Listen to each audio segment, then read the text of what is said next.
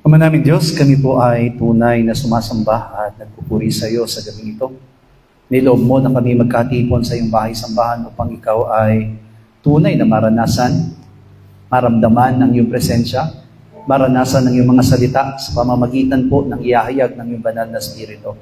Dalangin po namin naman na sa aming pagpapatuloy, malayang kumilos ka sa buhay namin at sa aming kalagitnaan. Mangusap ka at patuloy mong ihayag ang mga dakilang bagay na siyang magiging katuruan at katulungan sa amin upang ang lahat ng aming pananampalataya ay maging kalugod-lugod at karapat-dapat sa iyo. Sa pamamagitan ng katotohanan, lumaya kami at patuloy naming maranasan ang tunay na pagsunod at pangunguna ng iyong banal na Espiritu Santo sa buhay ng basa sa amin. Baunin namin lagi ang mga salitang ito bilang katibayan at bilang pagkain ng aming kaluluwa at spirito. Sa gabing ito, Panginoon, dalangin din ng iyong lingkod na pagpalain mong lahat ng mga kamay na laging nagbibigay para sa iyong gawain. Ibalik mo ng siksik, liglig at umakaw na papala. At hayaan mo ng mga magpapalang ito ay magamit pa sa ikalolahati at kadadakilan ng iyong pangalan. Nawa sa pamagitan ng mga salaping naliko, patuloy na ikaw mahayag at ikaw ang kumilos at gamitin mo sa iyong gawain. Ito po ang aming dalangin at maingat namin ibinabalik sa iyo ang papuri, pagsamba at paglalahati sa pangalan po ng aming Panginoong Jesus. Amen. Palakpakan po natin ang ating Diyos sa buhay. Yes, Lord.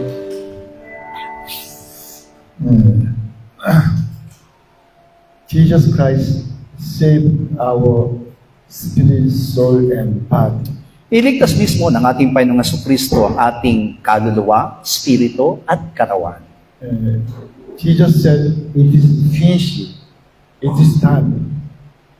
On the cross, that time, He saved our spirit, soul, and body. Kaya naman, nabanggit ng ating Panginoong Jesus mula doon sa krus na bago siya mamatay, ay naganap na sapagat ang kaganapang ito'y kaligtasan ng ating kaluluwa, spirito, at katawan.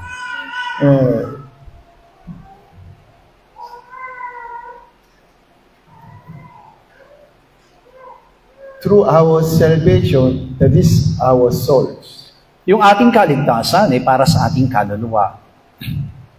Now, Jesus saved our soul on the cross, but our salvation is still on the way, going on. Totoo nga po na mula doon sa krus ay ibinigay na sa atin o ipinagkaloob na sa atin ng Panginoong Jesus ang kaligtasan ng ating kaluluwa. Ngunit ang kaligtasan iyo'y nagpapatuloy pa hanggang sa kasalukuyan. That's why Matthew chapter 25:24, verse 13, "He who endures to the end shall be saved." Yan ang dahilan kung bakit sinabi po doon sa Mateo Kabanatang 24:13, nang sino mang mananatiling tapat hanggang wakas, ang siyang maliligtas.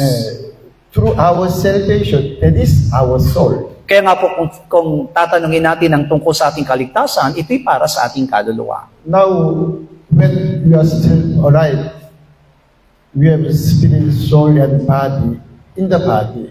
At habang tayo po ay nabubuhay pa sa kasalukuyan, kasama ng ating katawan na taglay nito ang ating kaluluwa at spirito. Yeah, but in heaven,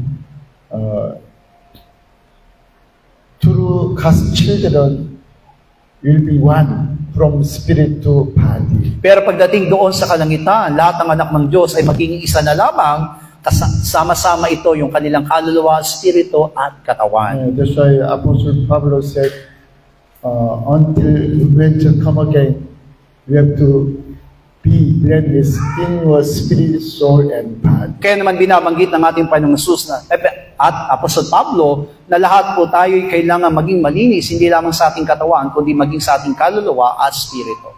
Ecclesiastes chapter 12, verse 7, Solomon said to Solomon that the dust will return to us as it was, and the spirit will return to God who gave it. Chapter 12, verse 6. At sinabi nga po doon sa Ecclesiastes Kabanatang 12, talatang 6, bago ang panaling pilak ay mapatid o ang mga mangkok ng ginto ay mabasag at ang banga ay mabasag sa bukal o ang gulong ay masira sa balon. That's why I believe all the spirit will go back to heaven. Ako po'y naniniwala ng lahat ng mga spirito ay babalik doon sa kalangitan. All the spirit, even though unbelievers spirit, not soul, but not soul, unbelievers spirit.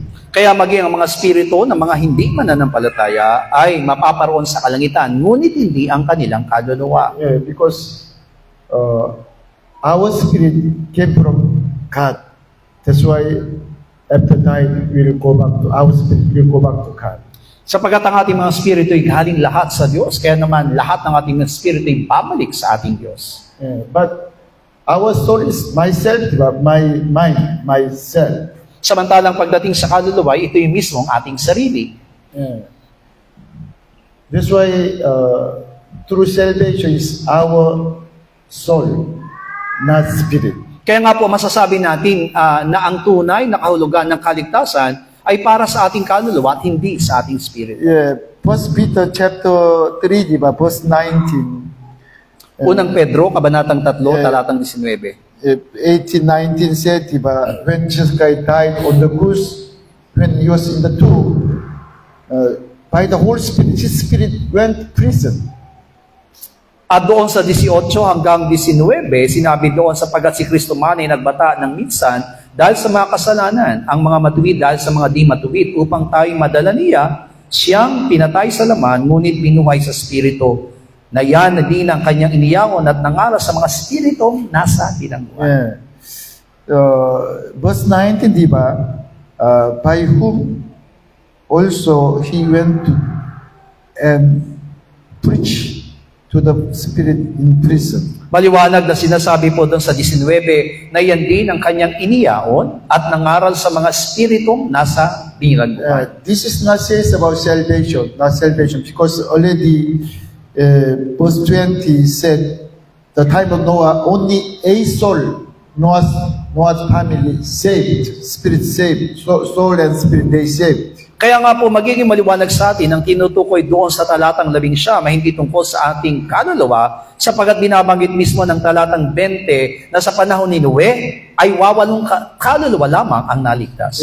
Only a soul saved through water baptism. Na sila po ay naligtas mula doon sa tubig na tinutumba sa bautismo sa tubig. Soul, di ba? Not spirit, soul. Of course, they save spirit and soul. Kaya dito makita natin yung ang binabanggit ay kaluluwa, bagamat ang naligtas ay spirito at kaluluwa. But verse 19, before I told you, preaching is only appeared, showing to the spirit in the prison. Katulad nga po ng sinabi ko po sa inyo doon sa 19 na siya po ay nakita doon sa bilangguan. Do not believe the Catholic teachings. Kaya po wag natin paniniwalaan yung tinuturo ng mga Katoliko. Because Catholic Church said Jesus Christ went to prison and preached the gospel for the salvation. Sapagkat ang itinuturo nga po nila ay bumaroon ang ating Panginoong Yesus doon sa bilangguan at nangaral ng mabuting balita. But no, it's not true, diba? Verse 19 means Jesus Christ went to prison and then he showed to spirit, diba? Spirit, not soul, spirit as a Christ. Pero magiging maliwanag sa atin dito na hindi siya nangaral, kundi siya'y nagpakita doon sa mga spirito at hindi sa mga kaluluwa na siya ang Kristo. He showed to the spirit, I am the Christ, diba? I am the Christ God. Na binabanggit niya ron na siya ang Kristo, siya ang Diyos. Why? Because all the spirit who stay in the prison, they call, okay, they have to go back to God. Sapagkat lahat ng mga spiritong iyon na nado sa bilangguan ay kailangang muling tawagin at bumalik sa Panginoon. That's why individually, I believe, when Jesus died on the cross, all the spirits saved, even the unbeliever spirit, and then finally, in the last day, all the spirits will go back to God. Because it is from God. Kaya nga po, nagiging malinaw sa akin, at sa aking paniniwala na doon sa kamatayan ng ating Panginoong Hesus ay naligtas ang lahat ng mga spirito at ibabalik doon sa kalangitan sapagkat ang lahat ng spirito ng mananampalataya man o hindi mananampalataya galing sa Diyos. But it is important, diba? Selfish, true selfish, our soul, it is ourself. Pero ang pinakamahalaga ngayon ay yung ating kaligtasan ng ating kaluluwa sapagkat yung kaluluwa natin ay lumalarawan sa ating mismong sarili. By faith. just believing Jesus Christ as a Christ and sort of living God, nearly believing Jesus Christ, our soul can be saved. At sa pamamagitan ng ating pananampalataya na si Jesus ang Kristo, ang Diyos na buhay, ay patuloy na maliligtas sa pamamagitan ng pananampalataya natin, maliligtas ang ating mga kaluluwa. Yeah, but problem is, our mind is all the time changed, diba? Even though our face is changed. Pero ang nagiging problema kasama ng ating isip ay ang ating pananampalatayang pabago-bago. Yeah, that's why Jesus said, he who endures to the end shall be saved. Yan ang dahilan kung bakit sinabi o nasabi ng ating Panginoong Hesus na ang sinumang mananatiling tapat hanggang wakas ang maliligtas. That's why in the last day, I think many Christians will worship to idol, and this is 666, the sign of the beast. Kaya maaring pagdating sa huling araw, kahit na mga mananampalataya, ay maraming sasamba doon sa larawan ng halimaw at magpapatatak ng 666. Yeah. Do not worship to idol, diba? Do not worship to idol, and then do not this is the sign, the beast of the sign. That is Logos, Word of God. Bagamat iniutos ng Diyos na huwag sasamba at huwag magpapatatak noong tatak ng halimaw sapagkat iyon mismo yung tinatawag na Logos o salita ng Diyos. If you nearly understand, it is Logos, diba? God Himself, you will not worship to idol and not worship the sign. Kaya nga magiging malinaw sa atin kung kilala natin lubusan at naunawaan natin ng Logos, hindi po tayo sasamba doon sa Diyos-Diyos ang iyon at hindi tayo magpapalagay ng tatak. The problem today in the church, there's no truth Word of God. Pero ang nagiging problema ngayon doon sa iglesia, sa mga iglesia, ay nawawala na po yung katotohanan o salita ng Diyos. They said, God is good. That's why it's okay. Just come to church, already you are saved. At dahil nga po binabanggit nila ng Diyos ay mabuti, kaya nasapat ng isang tao ay pumaroon sa iglesia at siya ay maliligtas. That's why almost Christians thinking, no problem, even though in the last day, even though there's something mistake, not obey to God, it's okay. Maybe God still will save us. Kaya iniisip ng mga maraming mananampalataya na ayos lamang at hindi na mahalaga sa kanila kung makasalaman sa harapan ng Diyos sapagkat alam nila na sila ay ligtas na. But it's not. Of course, worship to idol, that is already separate from God, diba? Deny God. Pero kailangan maunawaan natin mabuti na hindi ito totoo sapagkat yun lamang pagsamba sa Diyos-Diyosan ay malaking kasalanan sapagkat itinatanggi natin ng isang Diyos na buhay. Maybe the influence of like enemy soldiers, they deny God, diba, and worship the idol. And then in the house, God, I'm sorry because I approve them. That's why just I worship the idol. But it's not through my mind. We cannot say to God. Maari nga po siguro na darating ang araw, yung mga mananampalatayang iyon ay kakatwiran nila na sa harapan ng mga sundalo noong nagpapasamba sa Diyos-Diyosan ng halimaw na iyon ay sasamba sila. Pero kapag sila'y nandun na sa kanilang mga tahanan, maaaring sila sasabihin nila sa Panginoon na humihingi kami ng kapatawaran, natakot lamang kami sa mga tao, kaya kami sumamba doon sa Diyos-Diyosan. Pero hindi ito pwedeng magawa. Yeah, that's why today, diba, like as Apostle Pablo, we have died every day. Kaya naman, katulad ng sinabi ni Apostol Pablo, kailangan nating mamatay araw-araw. Thanks God, because all the time, I think I've died every day.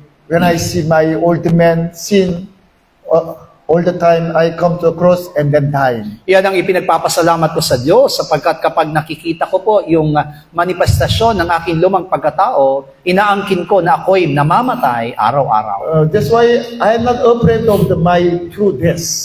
Kaya nga po hindi ako natatakot dun sa aking dalawang kamatayan.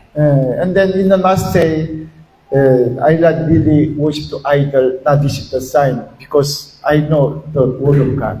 Sa huling araw na yon, na alam kong hindi ko kakayanin na ako ay sumamba doon sa Diyos-Diyos ang halimaw at magpatatak sapagkat hindi ito kalooban ng Diyos. That's why every day, all the time, I pray to God for my family, to all our brothers and sisters from Manchester, all the branches until Cambodia, our church. Kaya naman araw-araw, yan ang aking nagiging panalangin, hindi lamang para sa aking pamilya, kundi sa lahat ng ating mga miyembro mula dito sa Maine hanggang sa Cambodia. Yeah, what?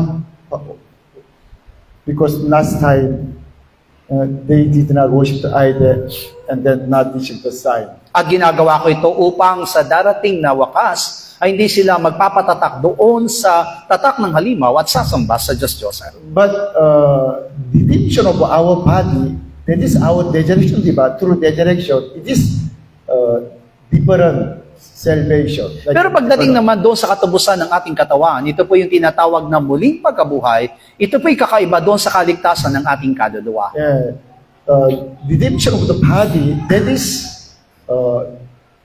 into the glory of God. That is meaning. Pag sinabi pong katubusan ng ating katawan, ito po yung may tutumbas natin doon sa pagpasok sa kalwalatian ng Diyos. That is complete salvation, diba? From spirit, soul, and body. At may tuturing natin na ito yung kaganapan ng ating kaligtasan mula sa ating spirito, kaluluwa at katawan. Yeah, that's why Romans chapter 8 says about this redemption of our body. You have to join to suffering of Jesus Christ because as the heir of God. At yan ang binabanggit ng Roma Kabanatang 8 tungkol sa katubusan ng ating katawan na kung saan kailangan tayo makipagtiis kay Kristo upang tayo luwalhatiin ding kasama ni Kristo. Yeah, you know, even though we also same, but sometimes little confusing about faith or deeds, about the faith or deeds for our salvation. Naging karanasan ko rin naman sa aking buhay yung tinatawag na kung paanong ako'y nagkakaroon ng pag-aalilangan sa pananampalataya at sa aking magawa tungkol sa kaligtasan. Yeah, because this evil spirit sometimes touch me, want to check my true faith. That's why sometimes evil spirit talk to me, it's okay. Really, can you say by your only faith without deeds? At nararamdaman ko nga po kung paanong sinusubukan ako ng masamang spirito tungkol sa aking pananampalataya at tinitignan niya na kung ako ay maniniwala ba na maliligtas ako dahil lamang doon sa pananampalataya lamang kahit walang kalakip na gawa. Yeah, you see, some Christians said, they said, I'll live for Jesus Christ. They said, like a business, diba? I start new business for the Christ, glory of God. Marami mga Kristiyano nagsasabi ako'y namumuhay nakasama si Kristo. Maging sa lahat ng mga merong pinagkakakitaan, sinasabi nilang ginagawa ko ito nakasama si Kristo. Some Christians said, from my income, from my business income, all the money I'll use for glory of God. Sinasabi nga po nila na lahat ng aking kikitain sa aking negosyo ay igagawin ko para sa kalwalhatian ng Diyos. It is not God's will. Of course, they cannot make successful business. Naniniwala ko na hindi ito ang kalooban ng Diyos at maaring pwede naman talaga maging matagumpay sila sa kanilang mga negosyo. Yeah, because they want to be saved through their something through their deeds. Sapagkat sa pamamagitan po ng kanilang mga pananalita, ang kanilang paniniwala ay maliligtas sila sa pamamagitan ng kanilang mga ginagawa. Yeah, okay. Let's check. James chapter 2 verse 8. Santiago 2:8. Yeah, because go to James. James says about faith with deeds. At maging sa Santiago ay nangangaral po tungkol sa pananampalataya na may kasamang gawa. Gayunman, kung inyong ganapin ang kautosang hari, ayon sa kasulatan, iibigin mo ang iyong kapwa na gaya ng iyong sarili at nagsisigawa kayo ng mabuti. Yeah, James chapter 2 verse 8, he said about the royal law, love, brother and sister, about the love. Binabanggit dito sa aklat ni Santiago tungkol doon sa kautusan ng hari na kung saan ang pag-ibig sa kapwa. Yeah, verse 14 to 17, sabay-sabay. 14 hanggang 17. Anong papakikinabangin, mga kapatid ko, kung sinasabi ng sino man na siya'y may pananampalataya, ngunit walang magawa? Makapagliligtas baga sa kanya ang pananampalatayang iyan. Kung ang isang kapatid na lalaki o babae ay hubad at walang kakainin araw-araw, at ang isa sa inyo'y magsabi sa kanila, magsiyaon kayong payapa, kayo'y magpainit at magpakabusog, gayon ma, hindi ninyo binigay sa kanya ang mga bagay na kinakailangan ng katawan. Anong mapapakinabang dito? Gayon din naman, ang pananampalataya na walang magawa ay patay sa kanyang sarili.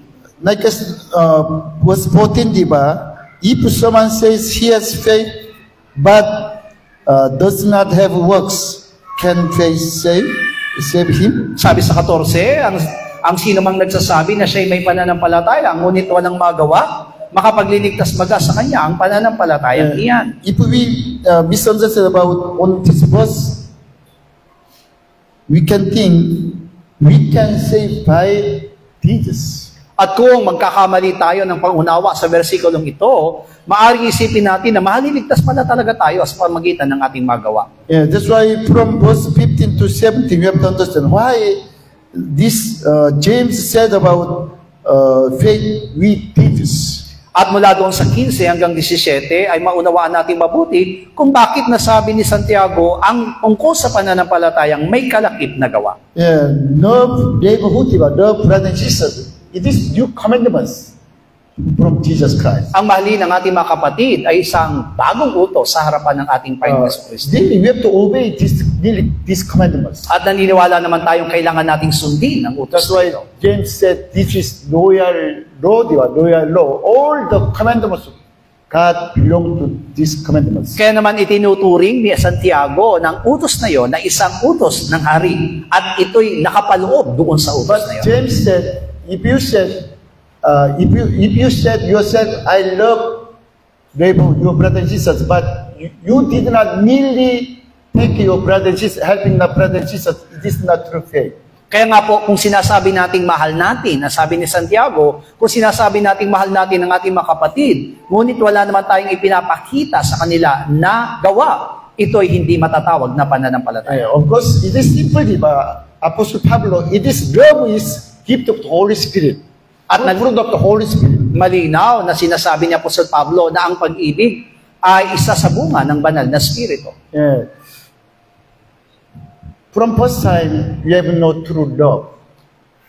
Ang buhay po natin ay nagpasimula sa walang pag-ibig. Yeah. Only, it is physical love, individual love, only we want to love myself, only myself and family. Maaring ang pag-ibig na ating nararanasan o pagmamahal na ating nararanasan ay nakatungkol lamang o nakaukol lamang para sa ating sariling katwiran, nakaukol ito para sa ating sarili, sa ating pamilya. But after our old man died, when Jesus lived in us, we can love neighborhood, really love brother and sister. Pero naniniwala tayo na kapag namatay ang ating lumang pagkatao, hindi lamang mga kapatiran natin ang ating pumamahalin, kundi maging ang ating mga kapwa. Just simply you understand, love is not only faith. We have to obey. We have to do love, brother and sister. Kaya kailangan natin maunawaan ang pag-ibig hindi lamang simpleng matatawag na pananampalataya, kundi kailangan po na meron tayong tunay na ginagawa. Pagsunod. Hallelujah. Amen.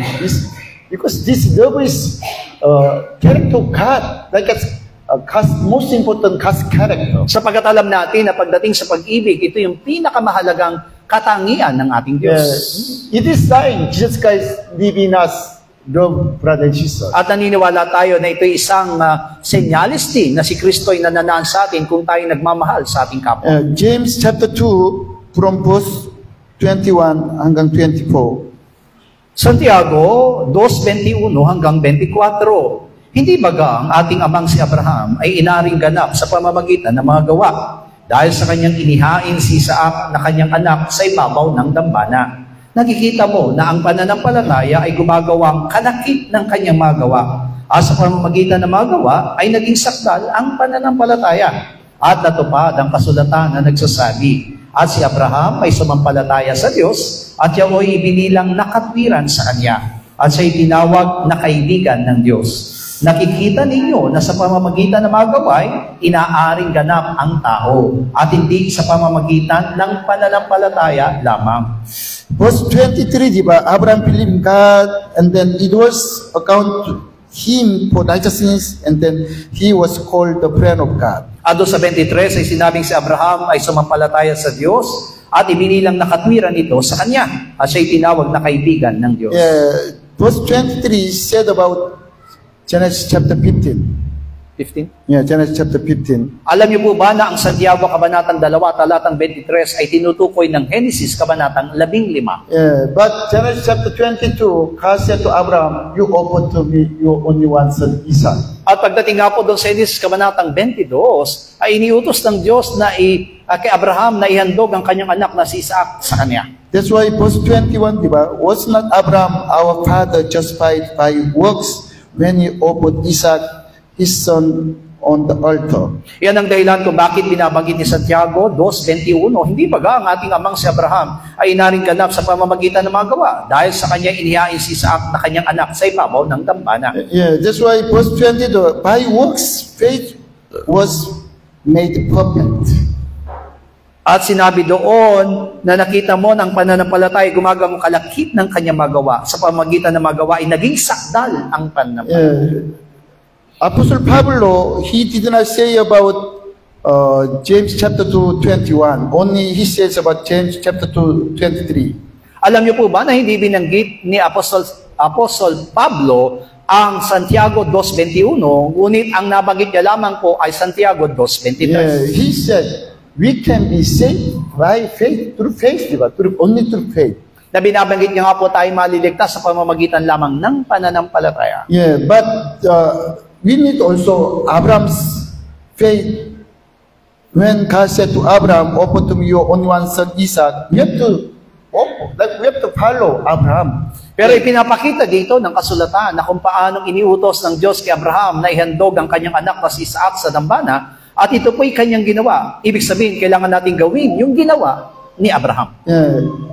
You see, time of the disciples of Jesus Christ, they nearly followed Jesus Christ. Lahat ng mga naunang alagad, lalo na mga alagad ng ating Panginoong Kristo, silang lahat ay sumunod kay Jesus. Not only faith, they followed Jesus Christ. At nakita natin hindi lamang basta pananampalataya, kundi talagang nandoon ang lubos na pagsunod. Today also same, diba? If God call you, you have to follow to Jesus Christ. At yan din ang dapat nating kalalagayan kung talagang tayo tinawag ng ating Panginoon, kailangan nating sumunod kay Jesus. Especially today, we have to nearly separate from the world. Lalo na po sa kasalukuyan, kailangan nating mahiwalay mula sa sanlibutan. Because the world belongs to devil. There's no God. Sapagkat ang sanlibutan ay kabilang sa dyablo at wala roon ng Diyos. If you love the world and then worldly things, you are not in God. Kaya naman kung mamahalin natin ang sanlibutan o ang mga bagay na sa sanlibutan, ibig sabihin lamang yan, wala pa tayo sa Diyos.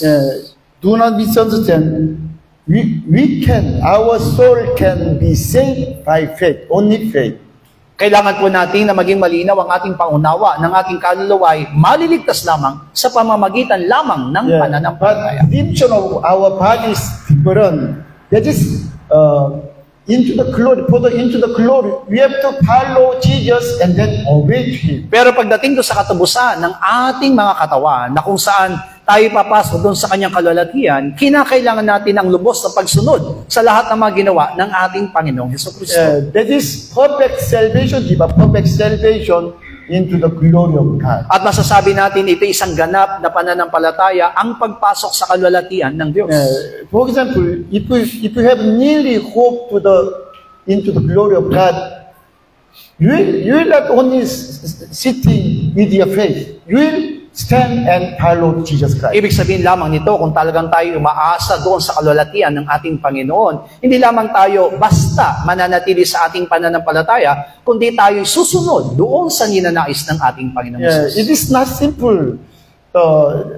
Into the glory of God, like us, will be God Himself, will sit on the throne of God with God. Sapagkat alam natin ang pagpasok doon sa kalalatian ng Diyos ay katumbas ng ating tunay na makasama ang ating Panginoong Diyos at uupo doon sa kanyang trono. Of course, for the salvation, redemption of our body, in the first step, diba, win faith and then obey. Kaya naman para doon sa katapusan ng ating katawan, una talaga ang kinakailangan natin ay pananampalataya at ang susunod doon ay sumunod. Because that is perfect faith, perfect salvation. Kaya nga po masasabi natin ito isang ganap ng pananampalataya at isang ganap na kaligtasan. But do not misunderstand. Apostle Pablo said, not deeds, but not deeds. This change deeds to the fruit. At huwag tayo magkakamali doon sa sinasabi ni Apostol Pablo sapagkat hindi niya po talaga niya binanggit yung gawa. Pero ang binabanggit ni Apostol Pablo ay bunga. Yeah, because thesis means try to do something by ourselves. Sapagkat kapag sinabi pong gawa, ibig sabihin tayo mismo yung gumagawa ng paraan ayon sa ating sariling katwiran para tayo magkaroon ng kaligtasan. Of course, first died our old man is no problem. No? Thesis. Nearly after faith and then follow thesis is really good. Kaya nga po kung tunay na mamamatay ang ating lumang pagkatao, wala tayong magiging problema sapagkat sa ating pananampalataya ay masusundan ito ng ating magawa na kung saan tayo sumusunod sa Panginoon. But people deny ourselves, people kill our old man. There's no true thesis. Thesis only for myself, not truly God. Pero alam niyo po ba na bago mamatay ang ating lumang pagkatao, wala po tayong tinatawag na mabuting gawa. Gumagawa man tayo, pero ito ay para sa kapakanan ng ating mga sarili at ang hinahangad po natin maparangalan ng ating sarili. Okay, like this people, this one very famous businessman in Korea, Christian. Meron nga pong isang kilalang negosyante sa Korea. He's the owner of the most highest building in Korea, the Yeouido, diba? 60-story building. At siya po ay ang may-ari ng isa sa pinakamataas na gusali doon sa Korea, yung Yeouido. Kung makikita niyo po yon, ay merong 66 na palapag. Yeah, also, he has many business company. At marami rin po siyang negosyong naitayo na kumpanya. That's why he said, diba, of course, he's the elder of the one church, Christian church, and then he said, I'll do my business for the glory of God. At ang mayamang ito na negosyante ay isang matanda na kinikilala sa isang Kristiyanong iglesia, pero ang sinasabi niya lagi, lahat ng kanyang negosyo ay ginagawa niya para sa kalwalhatian ng Diyos. Yeah, which means only he want to use God's name. He want to do. He said only glory of God, but he want to reveal himself. Pero magiging maliwanag sa atin, bagamat ginagamit niya yung pangalan ng ating Diyos at ginagamit niya ang lahat ng bagay para sa kalwalhatian ng Diyos. Pero ang totoo, ang nais lamang po niya ay makilala siya at respetuhin ng maraming that's tao. why there's no blessing of God, but that's why finally he went to jail. At dahil nga po sa ganong klase ng kanyang ugali, ay walang pagpapala siyang tinanggap sa Diyos at siya ngayon ay nakakulong. And then the billion not pay tax, but we saw in the news in his house there's so much cash and the very expensive drawings, many expensive things in the house. At alam niyo po ba na bilyon na po yung tinatawag niyang babayaran na tax sa kanilang gobyerno, pero hindi niya ito binabayaran. Pero alam niyo po ba sa pagsisiyasat ng mga investigador sa kanyang tahanan, napakarami pala niyang nakatagong mga salapi at mamamahalin ng mga paintings sa kanyang tahanan. Yeah, you know, even though in the news he said, this is not mine, it's for God. I use for God. Pero alam niyo po ba, ikinakatwiran pa rin ng mayaman na yon na lahat ng perang yon daw ay hindi kanya, kundi lahat ng perang yon ay ginagamit niya para sa kalwalhatian ng Diyos. It is very dangerous. I'll do something for glory of God. Pero nakakatakot po yun na kapag sinasabi natin ang lahat ng ginagawa natin para sa kalwalhatian ng Diyos. Almost will go to jail. Sapagkat pag ganun ang ginawa natin, baka lahat tayo mapunta sa bilangguan. Yeah. That's why we need to be careful before we die, our old man died, we want to do something in God. Yan ang dahilan kung bakit bago mamatay ang ating lumang pagkatao, tunay na hindi natin kayang gawin ang lahat ng bagay para sa Diyos. Not just a pastor and then ministers, even the missionaries, after die, old man, only just they want to serve to God without themselves. They don't like to reveal themselves. Kaya nga po, may bibigay nating halimbawa, katulad po ng mga pastor, yung mga lingkod ng Panginoon na tanging ginagawa nila ay ang mga gawain para sa Panginoon. Ginagawa nila ang mga gawain ito, hindi para maitanyag ang kanilang sarili, kundi naglilingkod sila, bagamat wala silang nakukuhang anumang bagay. You know, 2003, when I building this church building, This is my 3 prayer request. Alam niyo po ba, nang itayo ko ang gusaling ito noong 2003, meron lamang akong 3 panalangin. Number 1, I'll make over 5,000 members here. Una, magkaroon ng 5,000 miyembro sa iglesia. And then number 2, I church plant in the Philippines, whole in the Philippines, over 20,000 churches. Ako'y makakapagtayo ng iglesia sa buong Pilipinas ng 20,000 iglesia. And then I established big theological seminary college in the Philippines. At magtatayo ako ng isang paaralan ng Biblia na pinakamalaki sa Pilipinas. That's why, Pastor Gidong Kim suggested to me buy this lot.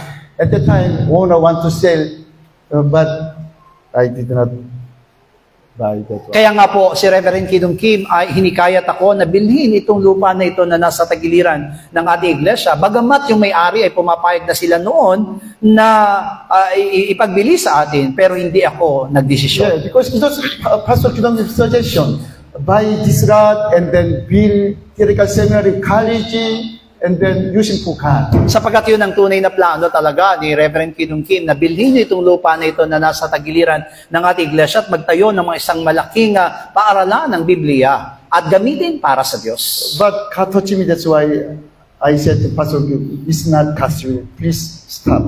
Pero hindi po ako ng Diyos. Kaya naman sinabi ko, maari, Reverend Kidong Kim, na hindi ito kalooban ng Diyos, kaya itigil na natin ang planong Yeah, iyan. that's why all the time I talk to our branches pastors and present worship team, church workers.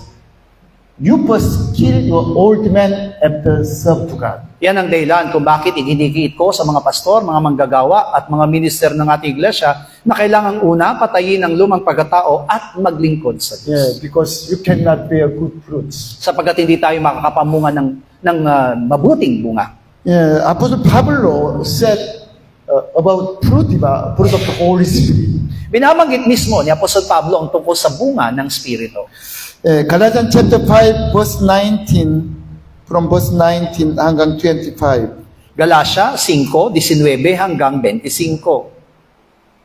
At ayaw na mga gawa ng laman sa makatuwid ay ang mga ito, nakikiapit, karumihan, kalibugan, pagsamba sa Diyos-Diyosan, pangkukulang, mga pagtataniman, mga pagtatalo, mga paninibugho, mga pagkakasaalitan, mga pagkakampi-kampi, mga pagkakabahabahagi, mga hidwang pananampalataya, mga kapanaghilian, mga paglalasing, mga kalayawan, at mga katulad nito. Tungkol sa mga bagay nito ay aking ipinagpapaunang ipaalala sa inyo, tulad sa aking pagpapaalala ng una sa inyo, na ang mga nagsisigawa ng gayong mga bagay ay hindi nagsisipagmana ng kaharian ng Diyos. Datapwat, ang bunga ng Espiritu ay pag-ibig, katuwaan, kapayapaan, pagpapahinuhod, kagandahang loob, kabutihan, pagtatapat, kaamuan, pagpipigil, laban sa gayong bagay ay walang kautusan, at ipinako na sa krus ng mga nakay Kristo Jesus ang laman na kasama na masamang pita at ang makahalayan nito. Kung tayo'y nakabubuhay sa pamagitan ng Espiritu,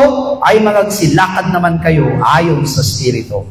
From verse 19 to 21, Apostle Pablo said about the works of the flesh, the fruit of the flesh. Binabanggit po ni Apostol Pablo mula Galatia, Kabanatang 5, talatang 19 hanggang 21, ang mga gawa ng laman. Yeah, but verse 20 to 24 says about fruit of the Holy Spirit. Samantalang 22 hanggang 24 naman ay ang bunga ng Espiritu. Yeah. That's why Romans chapter 6 verse 6 said, knowing this, that our old man was crucified with him, and the body of sin might be done away with, that we should no longer be slaves of sin. Kaya naman sinabi sa Roma Kabanatang 6, talatang 6, na nalalaman natin ang ating datihang pagkatao ay kalakip niyang napako sa krus upang ang katawang salarin ay magiba at sa gayoy, huwag na tayong maalipin pa ng kasalanan. If our old man crucified on the cross with our simple body, we cannot bear fruit of the Holy Spirit. Kaya nga po, maliban na may pako po ang ating lumang pagkatao kasama na masamang pita ng ating laman, doon sa krus kasama ni Kristo, hindi tayo makapamunga ng banal na Espiritu. Yeah, because when our old man died on the cross, from that point, Jesus Christ live in us. Sapagkat sa pamagitan ng kamatayan ng ating lumang pagkatao sa krus, doon pa lamang mabubuhay sa atin si Kristo. And then Jesus Christ want to reveal from us At mula roon ay mahayag si Yesu Kristo sa atin. His character, His mind, His love, everything of Himself. Ibig sabihin, lahat ng kanyang katangian, lahat ng kanyang kaisipan, maging lahat ng kanyang mga bagay na meron siya, That is fruit of the Holy Spirit. ay yan ang binabanggit na bunga ng Espiritu Santo. Because Trinity God live in us by the Holy Spirit. Sapagkat alam natin ang tatlong persona ng Diyos ay nananahan sa atin sa pamagitan ng Espiritu Santo. That's why Holy Spirit want to reveal us as His fruits. Yan ang dahilan kung bakit inihahayag ng Banal na Espiritu Santo sa atin ang kanyang bunga. That's why until our old man die, deny ourselves, we cannot bear fruit of the Holy Spirit. Kaya hanggat hindi namamatay ang ating lumang pagkatao sa krus, hindi tayo makapamunga ng bunga ng Espiritu. You know, fruit, like as John chapter 15, Jesus said, I am the vine, you are branches. At katulad ng sinabi po doon sa 1 Kabanatang 15, sinabi ng ating Panginoong Hesus, ako ang puno at kayo ang sanga. If you abide in me, you can bear good fruit. At ang mananatili sa akin ay makakapamunga ng mabuting bunga. It is God's way to the fruit of the Holy Spirit. Kaya nga po masasabi natin, ito lamang ang kaparaanan ng Diyos para tayong mamunga ng bunga ng Espiritu. That's why title is fruit of the Holy Spirit, not our fruits. Kaya nga po, yun ay binabanggit na bunga ng Espiritu at hindi po tinatawag na bunga natin. Only we can bear fruit of the flesh, this body, by ourselves. Kaya nga po, pagdating doon sa bunga ng laman, ito'y magagawa natin sa ating sarili. That's why we have to destroy our simple body and then let the Holy Spirit live in us. Kaya naman kailangan nating sirain yung magawa ng ating makasalanang katawan upang ang mabuhay sa atin ay ang Espiritu Santo. Only Jesus Christ asking to us, remain, abide in me, and then I'll give you my fruits. At ang tanging hiniling lamang sa atin ng ating Panginoong Hesus ay manatili tayo sa Kanya upang tayo'y makapamunga. This fruit is not belong to us, diba?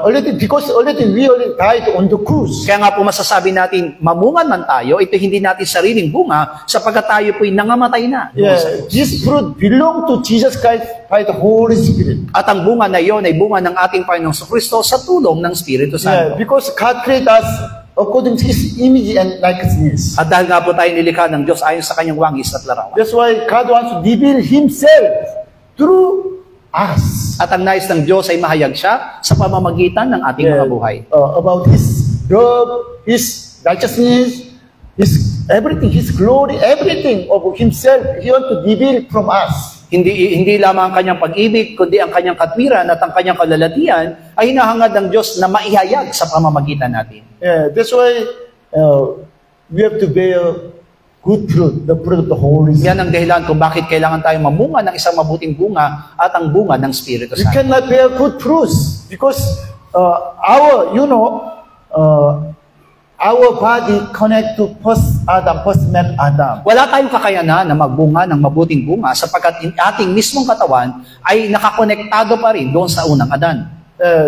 John the Baptist said, already X is on the root of the tree, and then we'll cut down the tree. Ang sinabi mismo ni Juan Bautista na ang palakol ay nakaambana doon sa ugat ng puno at ito'y handa ng putulin. Because if you are not bear good fruit, God will cut down and then will thrown to the fire. At maliwanag na sinabi ng salita ng Diyos na kapag tayo hindi namunga, tayo puputulin at iahagis sa apoy. It is problem, diba? What kind of fruit? Good fruit, diba? What kind of tree? It is important. It is important. At iyan ang nagiging problema. Anong klaseng puno tayo? Okay, you see, Matthew chapter 7, Mateo 7. 16 to 20. 16 hanggang 20. Sa kanilang mga bunga ay inyong mga kakilala sila. Nakapuputi baga ang sa mga ubas sa mga tinikan o ang mga igo sa mga dawagan.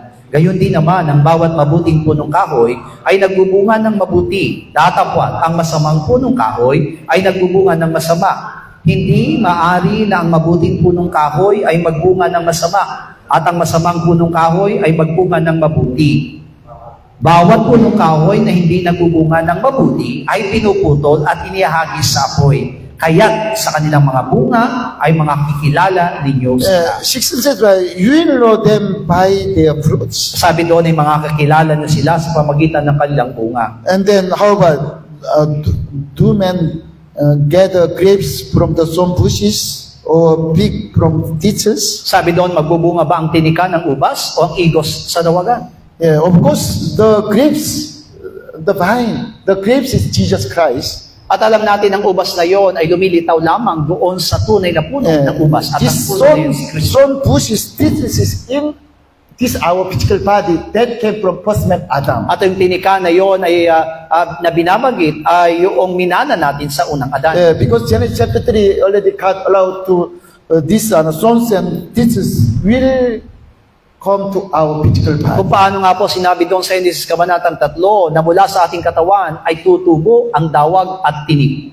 That's why until we deny and destroy this simple body, we cannot bear good fruit. Kaya nga po maliban na mamamatay yung ating lumang pagkatao at itatakwil natin yung ating mga sarili, ay di tayo makakapamunga ng mabuti. Yeah, because thorns and thistles still in our body. Sapagkat nananatili ang dawag at tinik sa ating katawan. That's why with our old man, we have to destroy this simple body. From that point, we can join to vine, the great tree, vine Jesus Christ. Kaya naman kasama ng ating lumang pagkatao ay kailangang mamatay yung ating makasalanang katawan at patuloy tayong nakaugnay doon sa tunay na puno at ang punong iyon ay si Kristo. Verse 17, every good tree bears good fruit. What's the good tree? That is Jesus Christ. Tree of Jesus Christ. Tree. At ang mabuting punong kahoy ay magbubunga ng mabuti. At yung mabuting punong kahoy na yun ay kumakatawan kay Kristo. But bad tree bears bad fruit. That is our physical body. So there's thorns and thistles. Samantalang ang masamang punong kahoy ay magbubunga ng masama. At ang masamang punong kahoy na yun ay kumakatawan sa ating physical na katawan. That's why verse 19,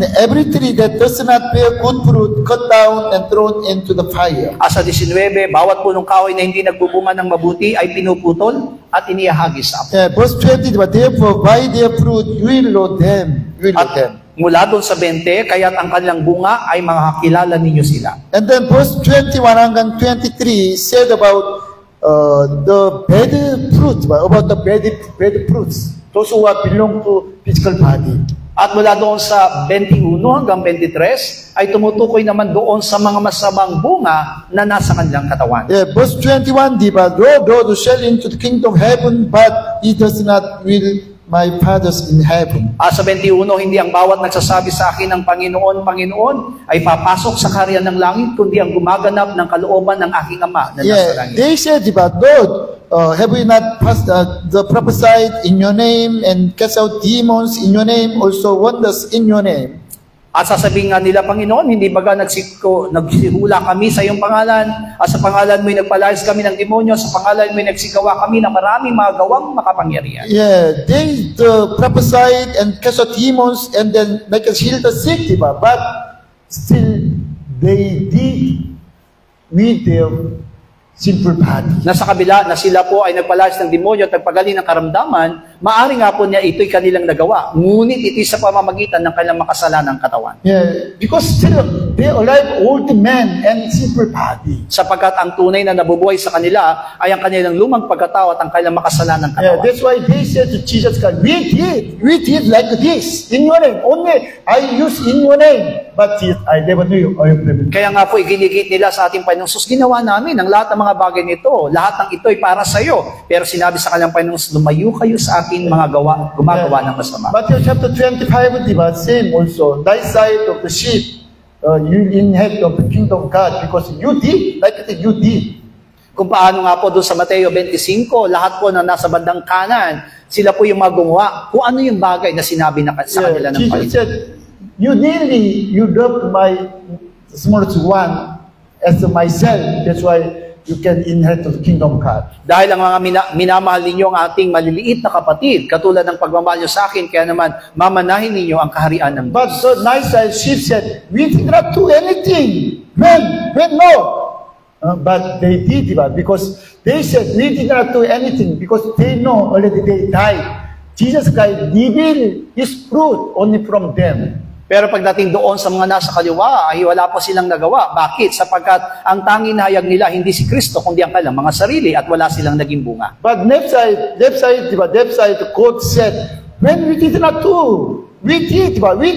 Because still their old men, their simple bodies still alive. At ihinigiit ng mga nasa kaliwa, kailan namin hindi nagawa ang mga bagay na yan? Sinasabi nila mga bagay nito sapagkat ang kanilang ipinagtatanggol ay ang kanilang lumang pagkatao, ang kanilang sarili. That's why some Christians say, I'll do this for the glory of God. Why? Because still they are alive. Kaya nga po maraming Kristiyano nagsasabing lahat ng ito'y ginagawa ko sa kalwalatian ng Diyos sapagkat ang totoo, ang nananatili sa kanilang buhay, ang kanilang lumang pagkatao. God said, deny yourself and take cross and follow me. Ang sabi doon, limutin mo ang iyong sarili at sumunod ka sa akin. Yeah, that's why first we have to kill our old man. Because it is from the first man, Adam. Kaya nga muna, ay kailangan mamatay ang ating lumang pagkatao na siyang konektado kay unang Adan. This our old man, that is disconnect to our salvation of our souls. Ibig sabihin, yung ating lumang pagkatao ay konektado doon sa ating kaligtasan ng ating kaluluwa. Also, that time, we have to destroy our simple body on the cross because this is connected to redemption of our body. Yan ang dahilan kung bakit ang ating makasalanang katawan ay dapat mamatay doon sa krus sapagkat ito ay nakaugnay doon sa ating muling pagkabuhay.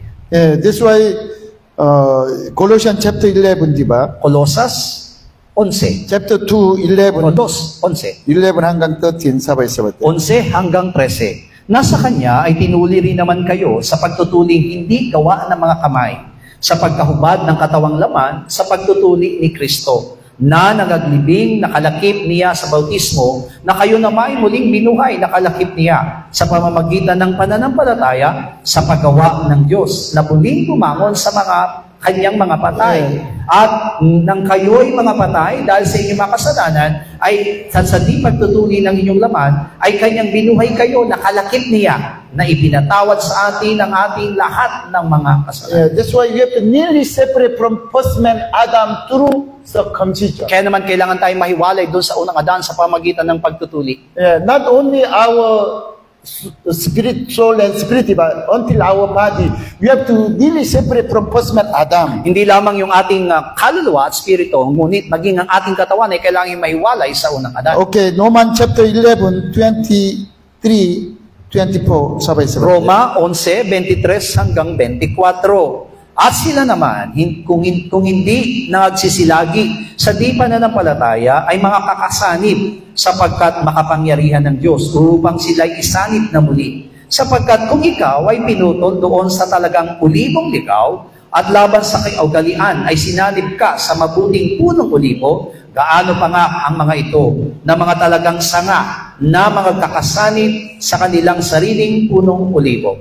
Now it says about two kind of olive trees. Dito ay binabanggit ang dalawang klase ng puno ng ulibo. Wild olive tree and then good olive trees. Ligaw na punong ulibo at mabuting punong ulibo. Wild olive tree, that is first man Adam. At yung ligaw na punong ulibo ay tumakatawan kay Adan. This cultivate olive, good olive tree, that is Jesus Christ. Samantalang ang mabuting punong ulibo ay kumakatawan kay Kristo. Now it says about our this simple body, diba? Simple about the body. Kaya dito, ang binabanggit dito ay ang ating masamang katawan. That's why makasalanang katawan. God asking to Abraham, circumcision, diba? You must separate from first man Adam and you can come to my side as my children. Yan ang dahilan kung bakit inutusan si Abraham na magpatuli upang sa pamagitan noon ay mahiwalay siya sa unang Adan at makasama siya ng ating Panginoon. We have to separate from wild olive tree, first man Adam, and then graft with Jesus Christ. You olive tree. Ibig sabihin, kailangan na muna nating mahiwalay doon sa ligaw na unibo, punong ulibo, at ito'y si Adan, at patuloy tayong maiugpong sa mabuting punong ulibo, at yun ay si Kristo. That's why Romans chapter 7 says about our sinful body, physical body. Kaya nga po, Roma, kabanatang 7, ay tinutukoy po yung ating makasalanang katawan. You see, from verse 1 says about the law, and then our husband, about husband. Na ang tinutukoy dito ay ang tungkol sa kautusan at sa ating dating asawa. And like as verse 3, after husband died, this woman can go to new husband. Na sinabi niya dito sa versikulo 3 na kapag ang iyong unang asawa ay namatay, meron ka ng pagkakataon na ikay muling mag-asawa. Chapter 7, verse 4 to 6 altogether. 4 hanggang 6, gayon din naman, mga kapatid ko, kayo'y nangamatay rin sa kautusan sa pamagitan ng katawan ni Kristo, upang kayo'y makisama sa iba sa makatuwid bagay doon sa nabuhay na magmuli, upang tayo'y magsipagbunga sa Diyos. Sapagkat nang tayo'y nangasalaman, ang mga pitang salarin ay pawang nasa pamagitan ng kautusan, ay nagsigawa sa ating mga sangkap upang magsipagbunga sa kamatayan. Datapwat gayon tayo'y nangaligtas sa kautusan, yamang tayo'y nangamatay doon sa nakatatali sa atin. Ano pat nagsisipaglingkod tayo sa panibagong spirito at hindi sa karalitaan ng sulat. Not only our spirit and soul, but even though our body died through the body of Christ. Ibig sabihin, hindi lamang yung ating kaluluwa at spirito, kundi ang ating makasalanang katawan ay namatay nakasama ni Kristo. That's why we can maybe married with another, new Jesus Christ. Kaya naman, katulad ng isang babaeng namatayan ng asawa, ay pwede na tayong muling mag-asawa at ang ating magiging bagong asawa ay si Kristo. Why? Because that we should bear fruit to God. At ano ang dahilan upang tayo makapamunga ng tunay na bunga? Which means,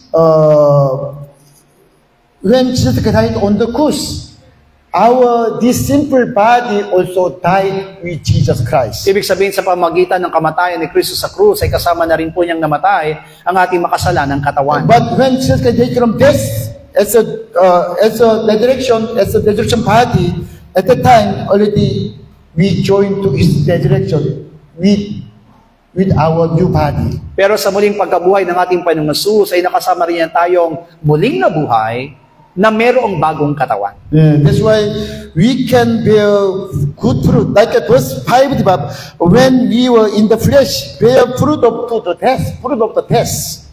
Kaya naman katulad ng sinabi doon sa talatang 5 na kapag tayo ay nasa laman, mamumunga tayo ayon sa laman.